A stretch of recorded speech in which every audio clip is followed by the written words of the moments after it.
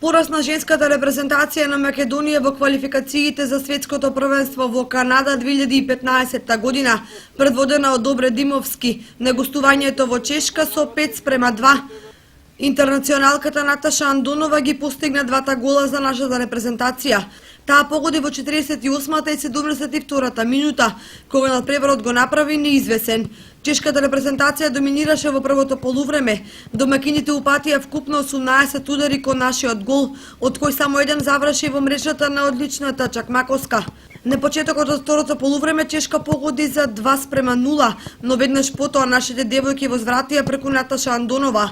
Следуваше нов погодок на Чешка за водство од 3:1, но Андонова погоди уште еднаш, за ова да биде првиот меч на Македонија во овие квалификации, на кој црвено-жолтите успеа да постигнат два погодоци.